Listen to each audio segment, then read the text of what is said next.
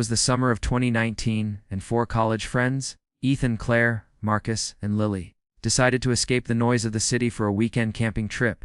They were young, full of energy, and craving an adventure away from deadlines, part-time jobs, and crowded dorm rooms. Their destination was the Allegheny National Forest in Pennsylvania, a sprawling wilderness of thick pines, hidden lakes, and endless trails. Ethan had been there once with his uncle, and he swore it was the perfect spot to disconnect. The group agreed. It would be a trip to remember. On the morning of their departure, Claire texted her mom, "No service out there, don't freak out if I don't reply. Back Monday. Love you." Lily posted a smiling selfie of all four of them loading up the SUV with tents and supplies. Marcus joked in the caption, "Wish us luck. We're about to go off the grid." That photo would later become the last known image of them alive. By late afternoon, they had reached a trailhead known mostly to hunters and locals. The forest seemed endless, stretching on in every direction.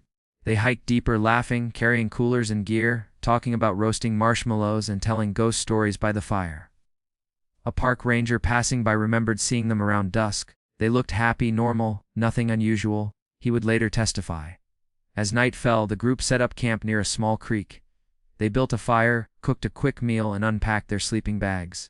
Other campers nearby later reported faintly hearing voices, laughter, and music drifting from that area of the woods. But sometime after midnight, that laughter stopped. From that point forward, the forest went eerily silent. When Monday rolled around, and the four friends never returned, families began calling their phones, only to hear endless rings, then voicemail. Employers reported them missing when they failed to show up for work. By Tuesday morning, concern had turned into panic. Police were contacted, and search parties were formed.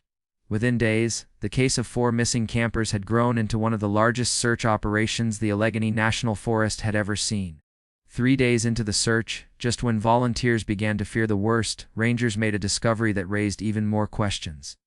Deep inside the forest, tucked between a ridge and a stream, they found the campsite belonging to the four missing students. At first glance, it looked almost peaceful, like a group of friends had simply stepped away for a short hike.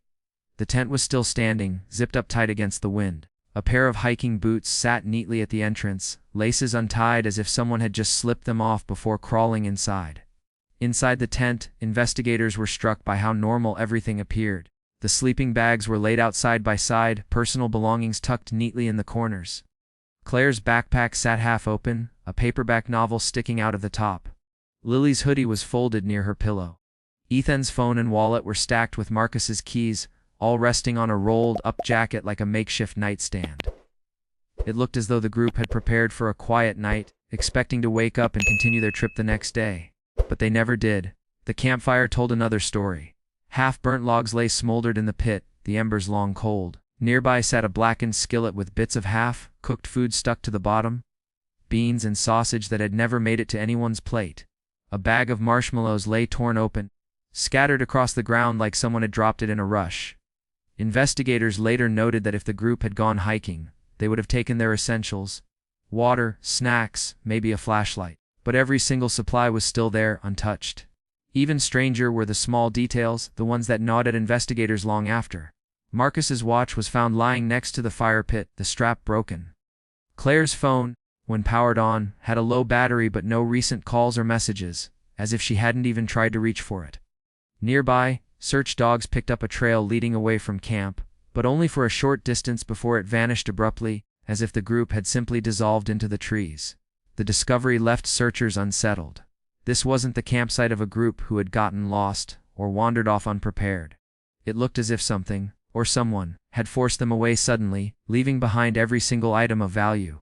For the families waiting on the sidelines, it was a nightmare. They now had a site, but still no answers. The woods had given them a clue, but also deepened the mystery. When news of the missing campers spread, locals weren't exactly shocked.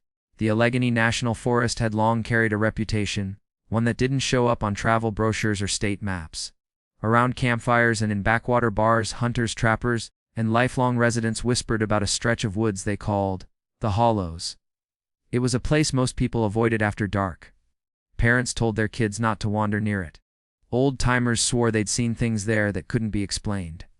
One of the oldest tales dated back to the 1970s, when two experienced hunters vanished while tracking deer in the same sector where the four friends had camped. Their rifles were later found leaning against a tree, unfired, but the men themselves were never recovered. A decade later, a pair of hikers claimed to see strange lights drifting between the trees, soft, glowing orbs that moved like lanterns carried by invisible hands. They fled before finding out what those lights were. But it wasn't just lights. Residents talked about an unsettling hum that sometimes rolled through the forest at night. Not wind, not animals, but a low, vibrating chant, as if voices were rising from beneath the ground itself. Some said it was an echo from old native rituals. Others believed it was something darker, tied to pagan rites long forgotten, or deliberately erased. Whatever it was, anyone who claimed to have heard it admitted they didn't stay long enough to investigate. Sheriff's deputies working the case tried to keep such stories quiet, calling them nothing more than superstition. But search volunteers reported unsettling things of their own. One man swore he saw a figure standing at the edge of the tree line, watching him, only for it to vanish the second he blinked. Another recalled feeling as if he were being followed, twigs snapping in perfect rhythm with his footsteps, but each time he turned around, nothing. The forest, it seemed, was alive with a presence no one wanted to name. For the families of the missing, these stories only deepened their fear. Were the legends just folklore, exaggerated by generations of hunters and campers? Or was there some truth buried within them?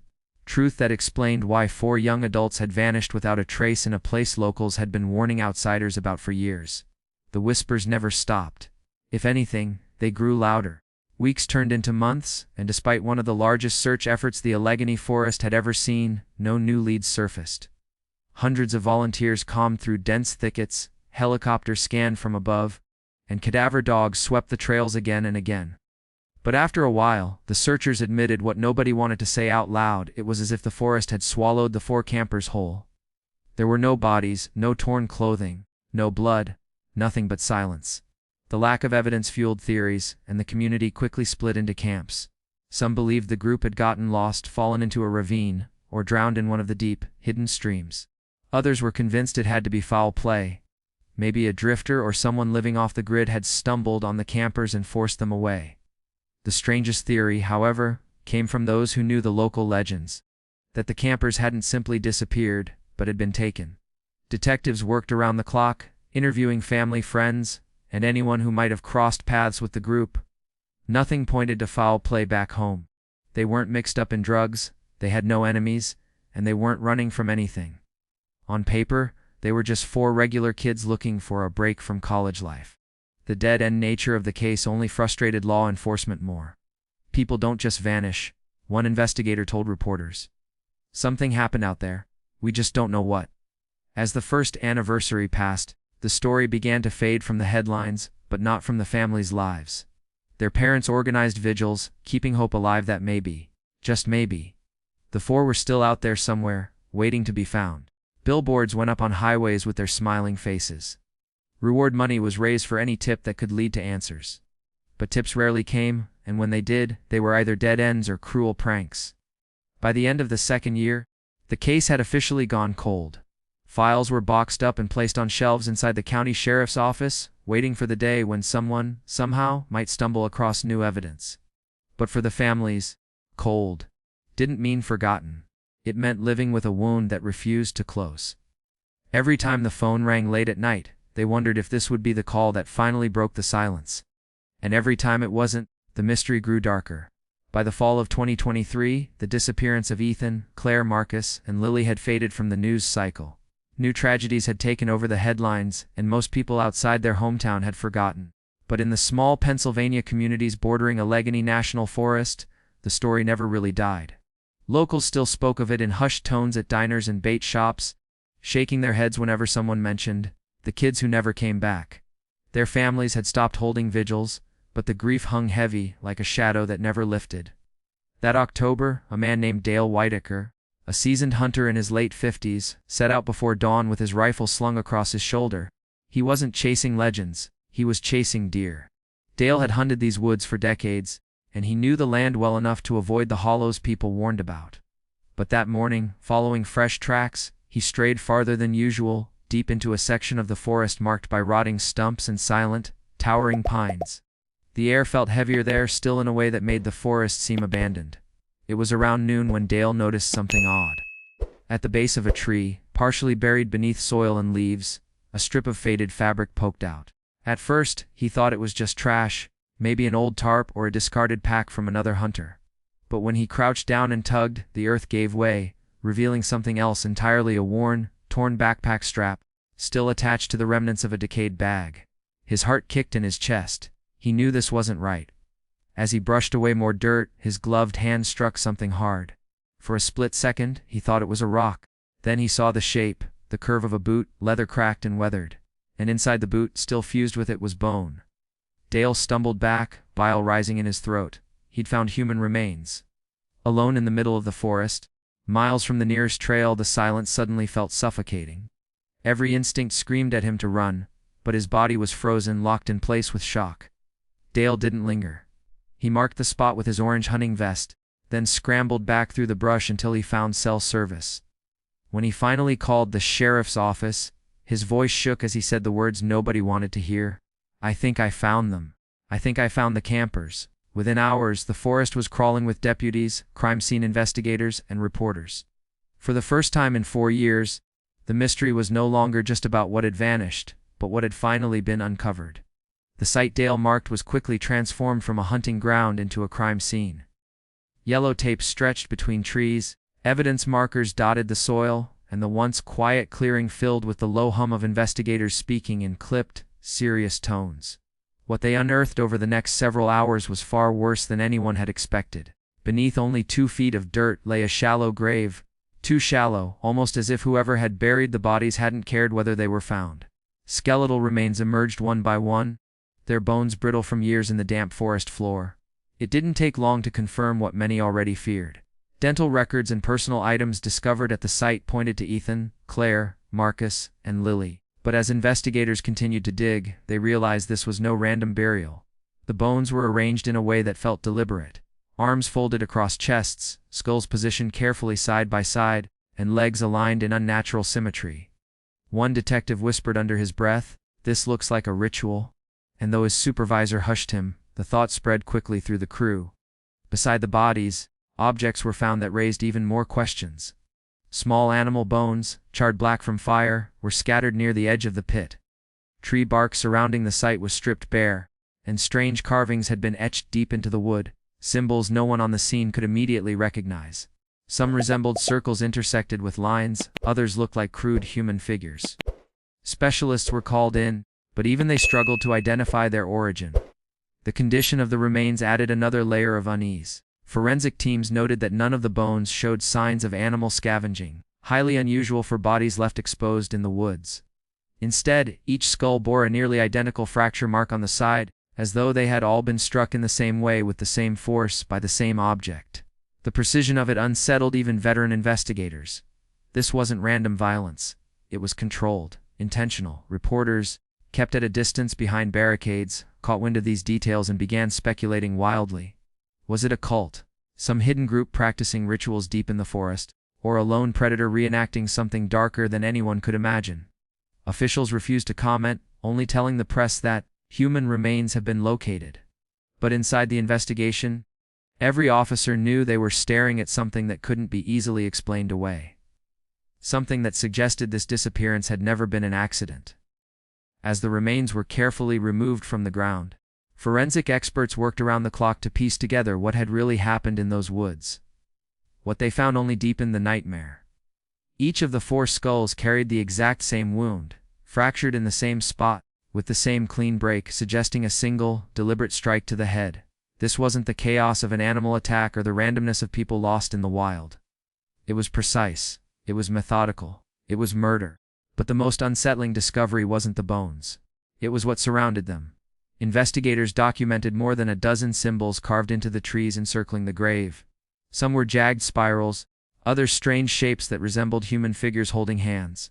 The cuts were deep, made with a steady hand, and looked fresh, far fresher than 4 years old. That detail haunted the team. If the students died in 2019, who had been back here, carving into the trees, keeping the site alive?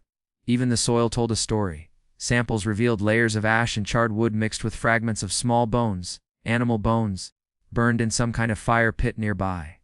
The arrangement of the students' bodies, combined with the carvings and the ash, led investigators to an unspoken but unavoidable possibility: some form of ritualistic killing. No one dared to say the word cult out loud in front of the press, but among themselves, it was the only theory that made sense. The discovery forced law enforcement to comb through old case files. They revisited unsolved disappearances in the region, particularly those stretching back decades. Patterns began to emerge: hunters gone missing in the 1970s, a pair of hikers in the 80s, even a drifter in the 90s, all vanishing near the same section of forest, all never found. Now, with 4 college students confirmed dead and the site arranged in such an intentional manner, investigators could no longer ignore the possibility that something had been lurking in Allegheny for generations. Despite the mounting evidence, no suspects were identified. No footprints, no DNA, no personal items linked to anyone outside the 4 victims. It was as if the killer, or killers, had vanished into the woods just as completely as their victims had years earlier. Officials quietly restricted access to the entire sector, citing safety concerns, but locals knew the truth: the forest wasn't safe. Not because of bears or cliffs or getting lost, but because of something else. Something that waited. And something that, by the look of the carvings, might still be waiting. To this day, no one knows who, or what, was responsible for the deaths of Ethan, Claire, Marcus, and Lily. Their case remains officially unsolved, filed away in boxes of evidence that sit collecting dust inside the county sheriff's office. But the forest remembers. The carvings still scar the trees, the legends still echo through the towns, and hunters still whisper about the strange silence that falls over that stretch of woods. The Allegheny National Forest is open to the public, but locals will warn you: don't wander too deep, and never ignore the feeling that someone's watching you. Because sometimes the woods don't just take people, sometimes they keep them.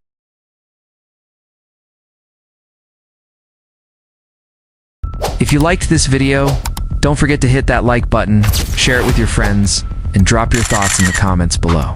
Most importantly, subscribe and hit the bell icon so the next secret finds you first.